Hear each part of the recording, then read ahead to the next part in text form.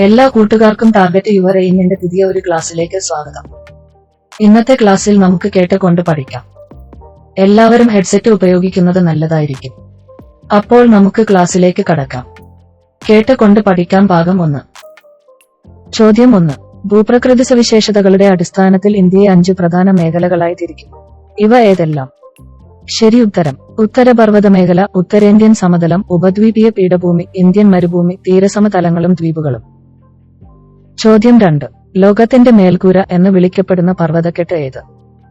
ശരി ഉത്തരം: പാമീർ. ചോദ്യം 3. ഇന്ത്യൻ ഉപഭൂഖണ്ഡത്തിന്റെ വടക്കുകിഴക്കൻ അതിര് ഏത്? ശരി ഉത്തരം: ഉത്തരപർവ്വത മേഖല. ചോദ്യം 4. പാമീർ പർവ്വതക്കെട്ടിൽ നിന്ന് ഉദ്ഭവിച്ച് കിഴക്ക് പൂർവാചൽ വരെ വ്യാപിക്കുന്ന നിരവധി പർവ്വതനിരകൾ ചേരുന്നതെന്ത്? ശരി ഉത്തരം: ഉത്തരപർവ്വത മേഖല. ചോദ്യം 5. ഭൂവൽക്കത്തിലെ ശിലാപാളികൾ സമ്മർദ്ദബലത്താൽ മടങ്ങി രൂപപ്പെടുന്ന പർവ്വതങ്ങളേവ? ശരി ഉത്തരം: മടക്കുപർവ്വതങ്ങൾ. ചോദ്യം 6. വലനം എന്ന പ്രക്രിയയിലൂടെ രൂപമെടുക്കുന്ന പർവ്വതങ്ങളേവ?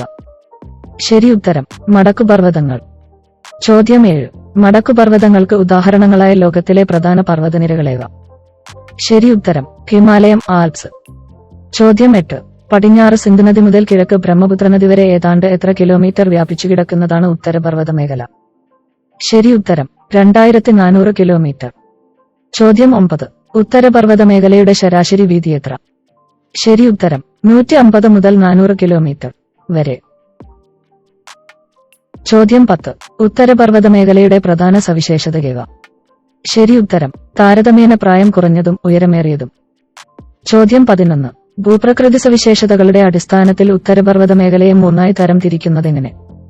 ശരി ഉത്തരം: ട്രാൻസ് ഹിമാലയം, ഹിമാലയം, കിഴക്കൻ കുന്നുകൾ. ചോദ്യം 12.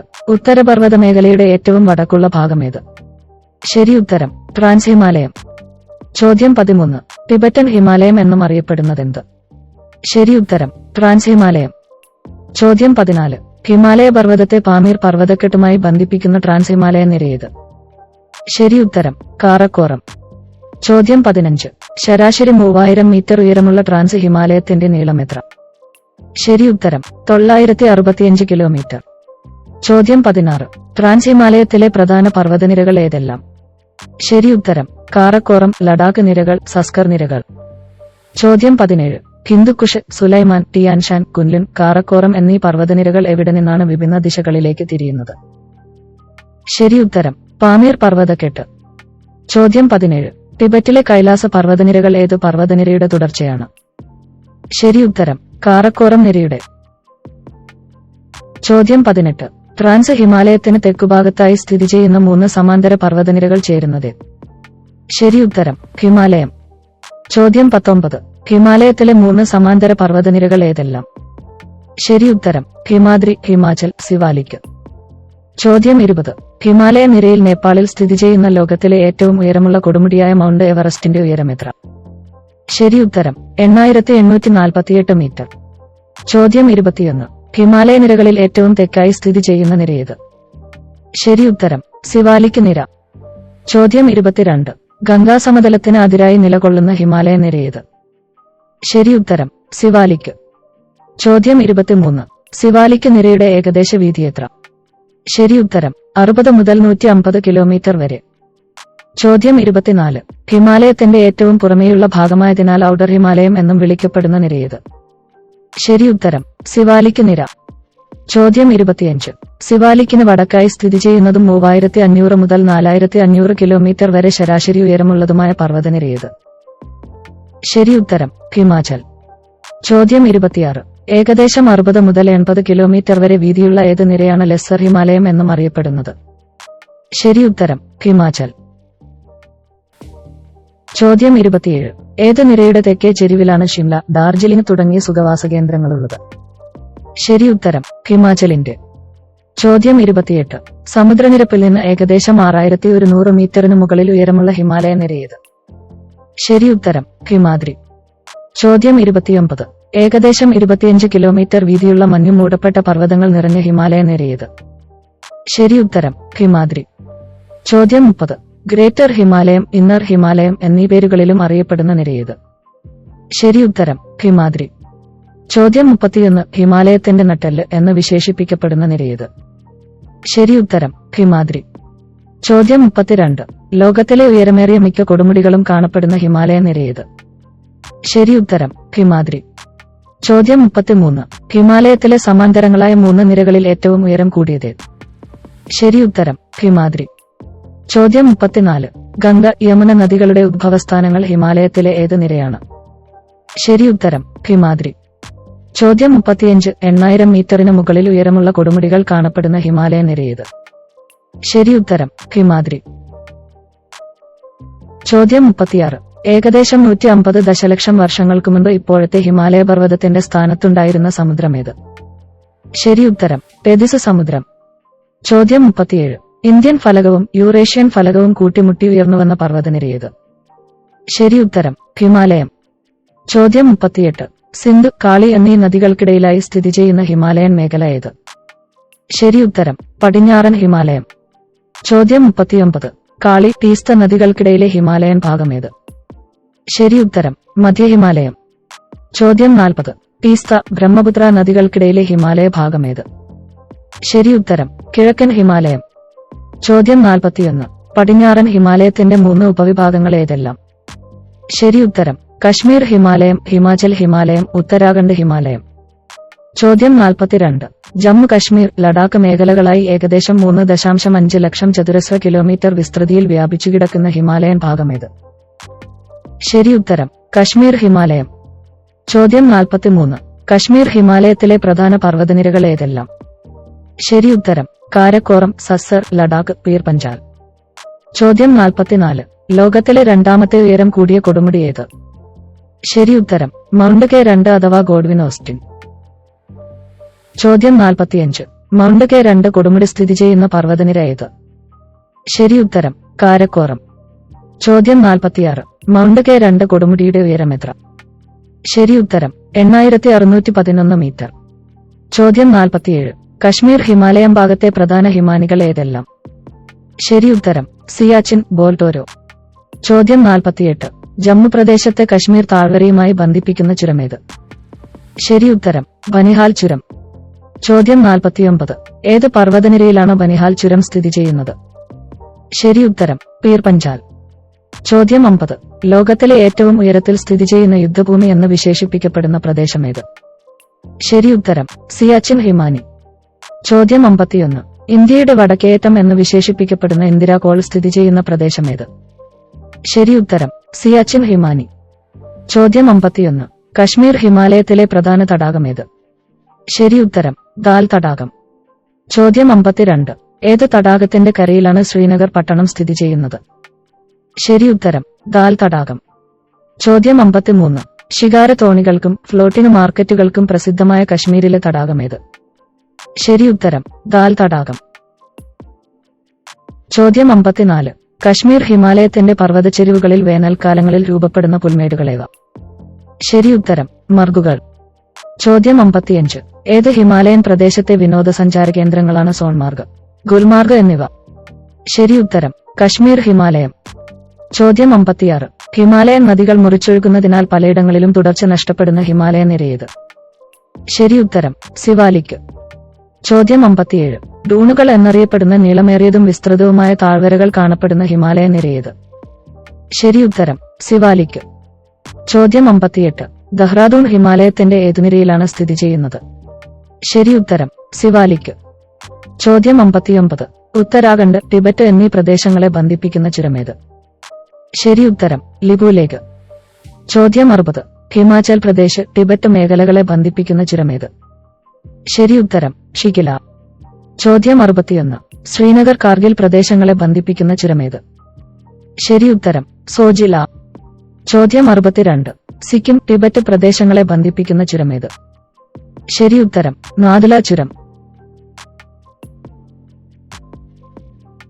ചോദ്യം 63. ഹിമാലയൻ മേഖലയിൽ സമുദ്രനിരപ്പിൽ നിന്നും 1000 മുതൽ 2000 മീറ്റർ വരെ ഉയരങ്ങളിൽ വളരുന്ന വൃക്ഷങ്ങളേവ? ശരി ഉത്തരം ഓക്ക്, ചെസ്നട്ട്, മേപ്പിൾ. ചോദ്യം 64. ഹിമാലയൻ മേഖലയിൽ 2000 മീറ്ററിലധികം ഉയരത്തിൽ കാണപ്പെടുന്ന സ്തൂപികാഗ്ര വൃക്ഷങ്ങളേവ? ശരി ഉത്തരം ദേവദാരു, ബ്രൂസ്. ചോദ്യം 65. താരതമ്യേന ചെറിയ പ്രദേശങ്ങളുടെ വിശദമായ വിവരങ്ങൾ ഉൾക്കൊള്ളിച്ചുകൊണ്ട് ചിത്രീകരിക്കുന്ന ഭൂപടങ്ങളേവ? ശരി ഉത്തരം വലിയ തോത് ഭൂപടങ്ങൾ. ചോദ്യം 66. പ്രകൃതിദത്തവും മനുഷ്യനിർമ്മിതവുമായ എല്ലാ ഭൗമോപരിതല സവിശേഷതകളെയും വളരെ സൂക്ഷ്മമായി ചിത്രീകരിക്കുന്ന ഭൂപടങ്ങളേവ? ശരി ഉത്തരം ധരാതലീയ ഭൂപടങ്ങൾ, ടോപ്പോഗ്രഫിക് മാപ്പ്. ചോദ്യം 67. ഭൗമോപരിതലത്തിന്റെ ഉയർച്ചതാഴ്ചകൾ, നദികൾ, മറ്റ് ജലാശയങ്ങൾ, വനങ്ങൾ, കൃഷിസ്ഥലങ്ങൾ, തരിശുഭൂമികൾ, ഗ്രാമങ്ങൾ, പട്ടണങ്ങൾ, വാർത്താവിനിമയ മാർഗങ്ങൾ തുടങ്ങിയ ഭൗമോപരിതല സവിശേഷതകൾ ചിത്രീകരിക്കുന്ന ഭൂപടങ്ങളേവ? ശരി ഉത്തരം ധരാതലീയ ഭൂപടം. ചോദ്യം 68. ടോപ്പോഗ്രഫിക് മാപ്പുകൾ അറിയപ്പെടുന്ന ചുരുക്കപ്പേരേത്? ശരി ഉത്തരം ടോപ്പോഷീറ്റ്. ചോദ്യം 69. ഭൂപ്രദേശങ്ങളുടെ ഭൗതികവും സാംസ്കാരികവുമായ സവിശേഷതകൾ വിശകലനം ചെയ്യാനും സൈനിക ഭൂപടങ്ങളുടെ നിർമ്മാണത്തിനും ഉപയോഗിക്കുന്ന മാപ്പുകളേവ? ശരി ഉത്തരം ധരാതലീയ ഭൂപടങ്ങൾ. ചോദ്യം 70. സാമ്പത്തിക ആസൂത്രണത്തിന്റെ ഭാഗമായി ഒരു പ്രദേശത്തിന്റെ വിഭവങ്ങൾ കണ്ടെത്തി പഠിക്കാനും നഗരാസൂത്രണ പ്രവർത്തനങ്ങൾക്കും ഉപയോഗിക്കുന്ന ഭൂപടങ്ങളേവ? ശരി ഉത്തരം ധരാതലീയ ഭൂപടങ്ങൾ. ചോദ്യം 71. ഇന്ത്യയിൽ നിർമ്മിക്കുന്ന ധരാതലീയ ഭൂപടങ്ങൾ പൊതുവെ അറിയപ്പെടുന്ന മറ്റൊരു പേരെന്ത്? ശരി ഉത്തരം സർവേ ഓഫ് ഇന്ത്യ ഭൂപടങ്ങൾ, SOI മാപ്സ്. ചോദ്യം 72. ലോകത്തിലെ മുഴുവൻ പ്രദേശങ്ങളെയുമായി ആകെ എത്ര ഷീറ്റുകളിലാണ് ധരാതലീയ ഭൂപടങ്ങളിൽ ചിത്രീകരിച്ചിരിക്കുന്നത്? ശരി ഉത്തരം 2222 ഷീറ്റുകളിൽ. ചോദ്യം 73. ഭൂമധ്യരേഖ മുതൽ 60 ഡിഗ്രി ഉത്തര ദക്ഷിണ അക്ഷാംശങ്ങൾ വരെയുള്ള പ്രദേശങ്ങളുടെ ചിത്രീകരണം എത്ര ഷീറ്റുകളിലാണ് നടത്തിയിട്ടുള്ളത്? ശരി ഉത്തരം 1800 ഷീറ്റുകൾ. ചോദ്യം 74. ഉത്തര ദക്ഷിണാർദ്ധ ഗോളങ്ങളിൽ 60 ഡിഗ്രി മുതൽ 88 ഡിഗ്രി വരെയുള്ള പ്രദേശങ്ങൾ എത്ര ഷീറ്റുകളിലാണ് ചിത്രീകരിച്ചിട്ടുള്ളത്? ശരി ഉത്തരം 420 ഷീറ്റുകൾ. ചോദ്യം 75. ധരാതലീയ ഭൂപടങ്ങളിൽ ഉയരം ചിത്രീകരിക്കാനുള്ള മാർഗങ്ങളേവ? ശരി ഉത്തരം കോണ്ടൂർ രേഖകൾ, പോം ലൈനുകൾ, സ്പോട്ട് ഹൈറ്റ്, ബെഞ്ച് മാർക്ക്. ചോദ്യം 76. സമുദ്രനിരപ്പിൽ നിന്ന് ഒരേ ഉയരത്തിലുള്ള സ്ഥലങ്ങളെ തമ്മിൽ യോജിപ്പിച്ചു വരയ്ക്കുന്ന സാങ്കല്പിക രേഖകളേവ? ശരി ഉത്തരം കോണ്ടൂർ രേഖകൾ. ചോദ്യം 77. ദുർഘടമായ പ്രദേശങ്ങളുടെ ഉയരം ഭൂസർവേയിലൂടെ കണ്ടെത്താൻ കഴിയാതെ വരുമ്പോൾ ആ പ്രദേശത്തിന്റെ ഉയരം ഭൂപടങ്ങളിൽ തുടർച്ചയില്ലാത്ത രേഖകളാൽ ചിത്രീകരിക്കുന്നത് എങ്ങനെ അറിയപ്പെടുന്നു? ശരി ഉത്തരം പോം ലൈൻ.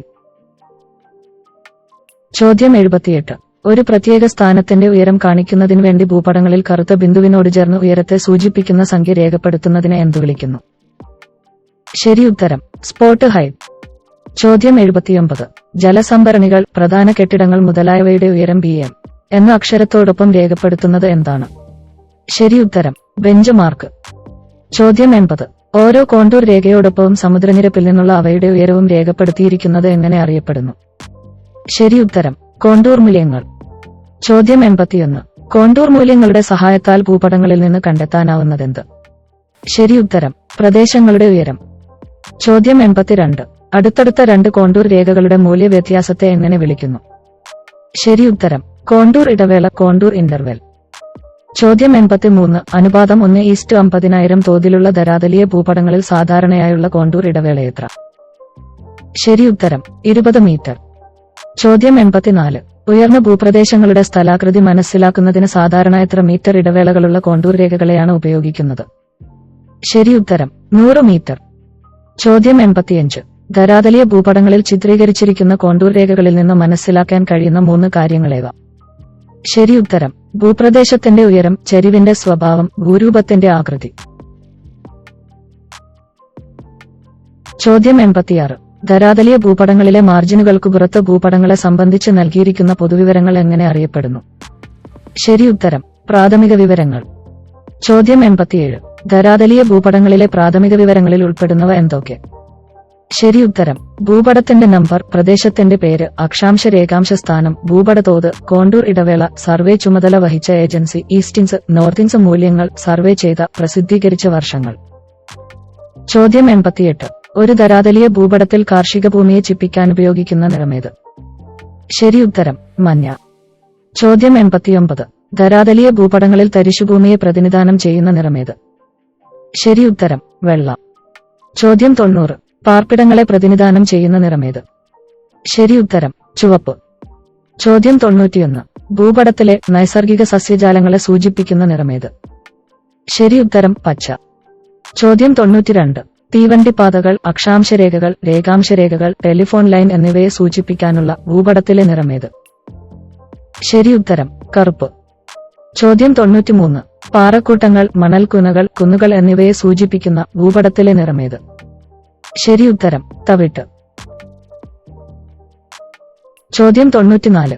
വിപ്ലവപൂർവ്വ റഷ്യയിലെ തൊഴിലാളികളുടെയും കർഷകരുടെയും അവസ്ഥ വരച്ചുകാട്ടുന്ന അമ്മ എന്ന നോവൽ രചിച്ചതാര്? ശരി ഉത്തരം മാക്സിം ഗോർക്കി. ചോദ്യം 95. റഷ്യ ഭരിച്ചിരുന്ന ചക്രവർത്തിമാർ? ശരി ഉത്തരം സാർ ചക്രവർത്തിമാർ. ചോദ്യം 96. മാർക്സിസ്റ്റ് ആശയങ്ങളിൽ അധിഷ്ഠിതമായി റഷ്യയിൽ രൂപം കൊണ്ട് പാർട്ടി ഏത്?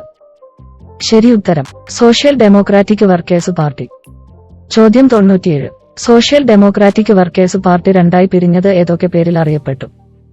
ശരി ഉത്തരം മെൻഷെവിക്കുകൾ ന്യൂനപക്ഷം, ബോൾഷെവിക്കുകൾ ഭൂരിപക്ഷം. ചോദ്യം 98. ബോൾഷെവിക്ക് പാർട്ടിക്ക് നേതൃത്വം നൽകിയത് ആരെല്ലാം? ശരി ഉത്തരം ലെനിൻ, ട്രോട്സ്കി. ചോദ്യം 99. മെൻഷെവിക്കുകളുടെ നേതാവ് ആരായിരുന്നു? ശരി ഉത്തരം അലക്സാർ കെരൻസ്കി. ചോദ്യം 100. 1905-ൽ റഷ്യയെ യുദ്ധത്തിൽ പരാജയപ്പെടുത്തിയ രാജ്യമേത്? ശരി ഉത്തരം ജപ്പാൻ. ചോദ്യം 101. ലോകത്തെ പിടിച്ചുകുലുക്കിയ 10 ദിവസം എന്ന പുസ്തകം എഴുതിയതാര്? ശരി ഉത്തരം ജോൺ റീഡ്. ചോദ്യം 102. വിപ്ലവങ്ങളുടെ മാതാവ് എന്ന് വിശേഷിപ്പിക്കപ്പെടുന്ന വിപ്ലവമേത്? ശരി ഉത്തരം ഫ്രഞ്ച് വിപ്ലവം. ചോദ്യം 103. ഞാനാണ് രാഷ്ട്രം എന്ന് പ്രഖ്യാപിച്ച ഫ്രഞ്ച് ചക്രവർത്തിയാര്? ശരി ഉത്തരം ലൂയി 14. ചോദ്യം 104. എനിക്ക് ശേഷം പ്രളയം ഇങ്ങനെ പറഞ്ഞ ഫ്രഞ്ച് ഭരണാധികാരിയാര്? ശരി ഉത്തരം ലൂയി 15. ചോദ്യം 105. രാജാവിന്റെ അധികാരങ്ങളെല്ലാം ദൈവം നൽകിയതാണ്, അതിനാൽ രാജാവിനെ ചോദ്യം ചെയ്യാൻ ദൈവത്തിന് മാത്രമേ അധികാരമുള്ളൂ. ഏത് ഫ്രഞ്ച് ചക്രവർത്തിയുടെ വാദമായിരുന്നു ഇത്? ശരി ഉത്തരം ലൂയി 14. ചോദ്യം 106. ബുർബൺ രാജവംശം ഭരണം നടത്തിയിരുന്ന യൂറോപ്പിലെ പ്രദേശമേത്? ശരി ഉത്തരം ഫ്രാൻസ്. ചോദ്യം 107. ഫ്രഞ്ച് സമൂഹം എത്ര എസ്റ്റേറ്റുകളായാണ് വിഭജിക്കപ്പെട്ടിരുന്നത്? ശരി ഉത്തരം 3 എസ്റ്റേറ്റ്. ചോദ്യം 107. ഫ്രഞ്ച് സമൂഹത്തിലെ ഒന്നാമത്തെ എസ്റ്റേറ്റിൽ ഉൾപ്പെട്ടിരുന്നതാര്? ശരി ഉത്തരം പുരോഹിതന്മാർ. ചോദ്യം 108. പ്രഭുക്കന്മാരുൾപ്പെട്ടിരുന്ന ഫ്രഞ്ച് എസ്റ്റേറ്റ് ഏത്?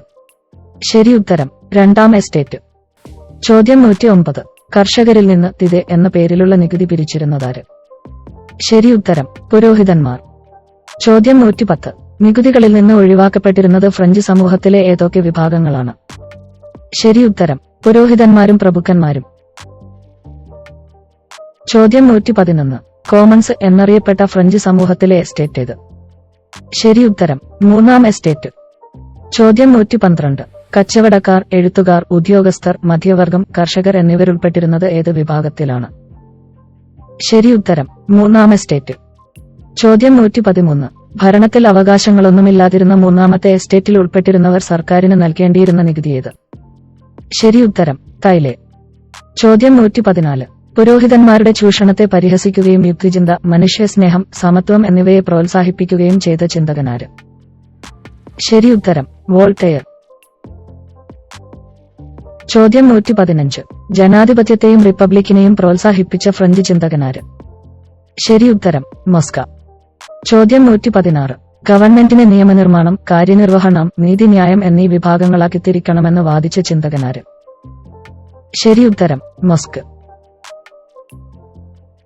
ചോദ്യം 117. ജനങ്ങളുടെ മേൽ പുതിയ നികുതി ചുമത്താനായി ഫ്രഞ്ച് ചക്രവർത്തി ലൂയി 16 ജനപ്രതിനിധിസഭയായ സ്റ്റേറ്റ്സ് ജനറൽ വിളിച്ചു ചേർത്ത വർഷമേത്? ശരി ഉത്തരം 1789. ചോദ്യം 118. സ്റ്റേറ്റ്സ് ജനറലിൽ വോട്ട് ചെയ്യുന്നതിലെ തർക്കം തുടരവേ തങ്ങളാണ് ഫ്രാൻസിലെ ദേശീയ അസംബ്ലിയെന്ന് പ്രഖ്യാപിച്ച എസ്റ്റേറ്റ് ഏത്? ശരി ഉത്തരം 3ാം എസ്റ്റേറ്റ്. ചോദ്യം 119. ഏത് വിപ്ലവത്തിന് മുന്നോടിയായി നടന്ന പ്രധാന സംഭവമാണ് ടെന്നീസ് കോർട്ട് പ്രതിജ്ഞ? ശരി ഉത്തരം ഫ്രഞ്ച് വിപ്ലവം 1789. ചോദ്യം 120. ഫ്രാൻസിനായി ഒരു ഭരണഘടന തയ്യാറാക്കിയ ശേഷം മാത്രമേ പിരിഞ്ഞു പോകുകയുള്ളൂ എന്നുള്ള ടെന്നീസ് കോർട്ട് പ്രതിജ്ഞയെടുത്തത് ഏത് എസ്റ്റേറ്റിലെ അംഗങ്ങളാണ്? ശരി ഉത്തരം 3ാം എസ്റ്റേറ്റ്. ചോദ്യം 121. ഫ്രഞ്ച് വിപ്ലവത്തിന്റെ ആരംഭമായി കണക്കാക്കുന്ന 1789 ജൂലൈ 14 സംഭവമേത്? ശരി ഉത്തരം ബാസ്റ്റിൽ ജയിലിന്റെ പതനം. ചോദ്യം 122. സ്വാതന്ത്ര്യം, സമത്വം, സാഹോദര്യം എന്നീ ആശയങ്ങൾ ലോകത്തിന് നൽകിയ വിപ്ലവമേത്? ശരി ഉത്തരം ഫ്രഞ്ച് വിപ്ലവം. ചോദ്യം 123. ഫ്രാൻസിലെ ദേശീയ അസംബ്ലി മനുഷ്യാവകാശ പ്രഖ്യാപനം പാസാക്കിയതെന്ന്? ശരി ഉത്തരം 1789 ഓഗസ്റ്റ് 12. ചോദ്യം 124. ദേശീയ കൺവെൻഷൻ ഫ്രാൻസിനെ റിപ്പബ്ലിക്കായി പ്രഖ്യാപിച്ച വർഷമേത്? ശരി ഉത്തരം 1792. ചോദ്യം 124. ഫ്രാൻസിന്റെ ആഭ്യന്തരകാര്യങ്ങൾ നിയന്ത്രിക്കാനായി ഒരു പൊതുസുരക്ഷാ കമ്മിറ്റി രൂപവൽക്കരിച്ച വർഷമേത്? ശരി ഉത്തരം 1793. ചോദ്യം 125. ഫ്രഞ്ച് വിപ്ലവാനന്തരം ആഭ്യന്തരകാര്യങ്ങൾ നിയന്ത്രിക്കാനായി രൂപവൽക്കരിച്ച പൊതുസുരക്ഷാ കമ്മിറ്റിയുടെ നേതാവാര്? ശരി ഉത്തരം റോബിസ്പിയർ. ചോദ്യം 126. പൊതുസുരക്ഷാ കമ്മിറ്റിയിലെ മറ്റ് അംഗങ്ങൾ ആരെല്ലാമായിരുന്നു? ശരി ഉത്തരം മിറാബോ ടാൻഡൺ. ചോദ്യം 127. ശത്രുക്കളെ വധിക്കാൻ ഫ്രഞ്ച് സുരക്ഷാ കമ്മിറ്റി ഉപയോഗിച്ച യന്ത്രമേത്? ശരി ഉത്തരം ഗില്ലറ്റിൻ. ചോദ്യം 128. ഗില്ലറ്റിനിരയായ ഫ്രഞ്ച് ചക്രവർത്തിയും ഭാര്യയും ആരൊക്കെ? ശരി ഉത്തരം ലൂയി 16 മേരി അന്റോയിനറ്റും. ചോദ്യം 129. 1793 ജൂലൈ മുതൽ 1794 വരെ നീണ്ടുനിന്ന പൊതുസുരക്ഷാ കമ്മിറ്റിയുടെ ഭരണകാലം ഏത് പേരിലറിയപ്പെടുന്നു? ശരി ഉത്തരം ഭീകരവാഴ്ച. ചോദ്യം 130. ജനകീയ പരമാധികാരമെന്ന ആശയം ലോകത്തിന് നൽകിയ വിപ്ലവമേത്? ശരി ഉത്തരം ഫ്രഞ്ച് വിപ്ലവം. ചോദ്യം 131. ഫ്രാൻസ് തുമ്മിയാൽ യൂറോപ്പിനാകെ ജലദോഷം പിടിക്കും. ഇങ്ങനെ അഭിപ്രായപ്പെട്ട ഓസ്ട്രിയൻ ഭരണാധികാരിയാര്? ശരി ഉത്തരം മെറ്റേർണിക്ക്. ചോദ്യം 132. സോഷ്യൽ കോൺട്രാക്ട് എന്ന പ്രസിദ്ധമായ ഗ്രന്ഥം ആരുടേതാണ്? ശരി ഉത്തരം റുസ്സോ. ചോദ്യം 133. ഏത് ചിന്തകന്റെ ആശയങ്ങളാണ് ഫ്രഞ്ച് ദേശീയ അസംബ്ലി തയ്യാറാക്കിയ മനുഷ്യാവകാശ പ്രഖ്യാപനത്തിൽ പ്രതിഫലിക്കുന്നത്? ശരി ഉത്തരം റൂസസോയുടെ. ചോദ്യം 134. ഫ്രഞ്ച് വിപ്ലവത്തെ തുടർന്ന് ഫ്രാൻസിൽ ഏകാധിപതിയായി ഭരണം നടത്തിയതാര്? ശരി ഉത്തരം നെപ്പോളിയൻ ബോണപ്പാർട്ട്.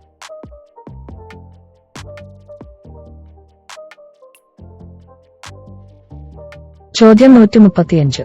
നെപ്പോളിയൻ ഫ്രാൻസിന്റെ അധികാരം പിടിച്ചെടുത്ത വർഷമേത്? ശരി ഉത്തരം 1799. ചോദ്യം 136. പൊതുകടമില്ലാതാക്കാൻ സിങ്കിന് ഫണ്ട് രൂപവത്കരിക്കുകയും സാമ്പത്തിക പ്രവർത്തനങ്ങൾക്കായി ബാങ്ക് ഓഫ് ഫ്രാൻസ് സ്ഥാപിക്കുകയും ചെയ്തതാര്? ശരി ഉത്തരം നെപ്പോളിയൻ ബോണപ്പാർട്ട്. ചോദ്യം 137. 1804 നിലവിൽ വന്ന the civil code of the ഫ്രഞ്ചിന് രൂപം നൽകിയ ഭരണാധികാരിയാര്? ശരി ഉത്തരം നെപ്പോളിയൻ ബോണപ്പാർട്ട്. ചോദ്യം 138.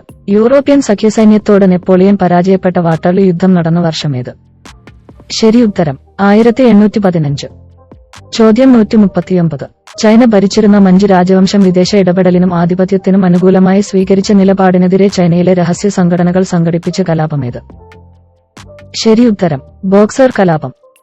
ചോദ്യം 140. 1839 മുതൽ 1842 വരെ കാലയളവിൽ ചൈനയിലുണ്ടായ സംഘർഷമേത്? ശരി ഉത്തരം കറുപ്പ് യുദ്ധം. ചോദ്യം 141. മാവോ സെ തുങ്ങിന്റെ നേതൃത്വത്തിൽ ജനകീയ ചൈന റിപ്പബ്ലിക് നിലവിൽ വന്നത് എന്ന്? ശരി ഉത്തരം 1949 ഒക്ടോബർ 1. ചോദ്യം 142. അന്താരാഷ്ട്ര പരിസ്ഥിതി പ്രശ്നങ്ങളിൽ ഐക്യരാഷ്ട്രസഭയുടെ ഏത് ഏജൻസിയാണ് ഇടപെടാറുള്ളത്? ശരി ഉത്തരം UNEP. ചോദ്യം 143. ഐക്യരാഷ്ട്രസഭയുടെ 2021 ലോക പരിസ്ഥിതി ദിന ആപ്തവാക്യം എന്താണ്? ശരി ഉത്തരം ആവാസവ്യവസ്ഥ പുനഃസ്ഥാപിക്കൽ. ചോദ്യം 144. ഐക്യരാഷ്ട്ര രക്ഷാസമിതിയുടെ ആസ്ഥാനം എവിടെയാണ്? ശരി ഉത്തരം ന്യൂയോർക്ക്. ചോദ്യം 145. ഐക്യരാഷ്ട്ര സംഘടനയുടെ ഭരണനിർവഹണ ഘടകം ഏതാണ്? ശരി ഉത്തരം സെക്രട്ടേറിയറ്റ്. ചോദ്യം 146. ജനസമ്പർക്ക പരിപാടിക്ക് ഐക്യരാഷ്ട്രസഭയുടെ അവാർഡ് ലഭിച്ച കേരളത്തിലെ മുഖ്യമന്ത്രി ആരാണ്? ശരി ഉത്തരം ഉമ്മൻചാണ്ടി. ചോദ്യം 147. ഐക്യരാഷ്ട്ര സംഘടനയിൽ എല്ലാ അംഗരാജ്യങ്ങളും അംഗങ്ങളാകുന്ന സമിതി ഏതാണ്? ശരി ഉത്തരം പൊതുസഭ. ചോദ്യം 148. എല്ലാ വർഷവും ഐക്യരാഷ്ട്ര സംഘടന ഏത് ദിവസമാണ് ലോക മണ്ണുദിനമായി ആചരിക്കുന്നത്? ശരി ഉത്തരം ഡിസംബർ 15. ചോദ്യം 149. 2021 ഐക്യരാഷ്ട്ര സംഘടനയുടെ ലഹരി വിരുദ്ധ ദിന സന്ദേശം എന്താണ്? ശരി ഉത്തരം മികച്ച പരിചരണത്തിന് മികച്ച അറിവ്. ചോദ്യം 150. ഐക്യരാഷ്ട്ര സംഘടനയുടെ ഔദ്യോഗിക ഭാഷകൾ ഏതെല്ലാം? ശരി ഉത്തരം അറബി, Chinese, English, French, Russian, Spanish. ചോദ്യം 151. ഐക്യരാഷ്ട്ര സംഘടനയിലെ സ്ഥിരാംഗങ്ങളായ രാജ്യങ്ങൾ ഏതെല്ലാം? ശരി ഉത്തരം America, Russia, China, France, UK. ചോദ്യം 152. സുരക്ഷാ സമിതിയുടെ അംഗബലം 11 നിന്ന് 15 വിപുലീകരിക്കപ്പെട്ട വർഷം? ശരി ഉത്തരം 1965. ചോദ്യം 152. സുരക്ഷാ സമിതിയിലെ അംഗസംഖ്യ. ശരി ഉത്തരം 5 സ്ഥിരാംഗങ്ങളും 10 താത്കാലികാംഗങ്ങളും ചേർന്ന് 15. ചോദ്യം 153. സുരക്ഷാ സമിതിയിലെ താത്കാലിക അംഗങ്ങളുടെ കാലാവധി. ശരി ഉത്തരം 2 വർഷം. ചോദ്യം 154. അന്തർദേശീയ ആണവോർജ ഏജൻസി സ്ഥാപിതമായ വർഷം. ശരി ഉത്തരം 1957. ചോദ്യം 155. ലോകവ്യാപാര സംഘടന സ്ഥാപിതമായ വർഷം. ശരി ഉത്തരം 1995. ചോദ്യം 156. അന്തർദേശീയ നീതിന്യായ കോടതിയുടെ ആസ്ഥാനം. ശരി ഉത്തരം ഹേഗ്. ചോദ്യം 157. സർവ്വരാജ്യ സഖ്യത്തിന്റെ പിൻഗാമിയെന്ന് അറിയപ്പെടുന്ന സംഘടന. ശരി ഉത്തരം ഐക്യരാഷ്ട്ര സംഘടന. ചോദ്യം 158. വികസ്വര രാജ്യങ്ങളെ കേന്ദ്രീകരിച്ച് പ്രവർത്തിക്കുന്ന ലോകബാങ്ക് രൂപവത്കരിക്കപ്പെട്ട വർഷം. ശരി ഉത്തരം 1944. ചോദ്യം 159. ഐക്യരാഷ്ട്ര സംഘടനയുടെ സ്ഥാപകാംഗങ്ങളുടെ എണ്ണം. ശരി ഉത്തരം 51 രാജ്യങ്ങൾ. ചോദ്യം 160. ഐക്യരാഷ്ട്ര സംഘടന സ്ഥാപിതമായത്.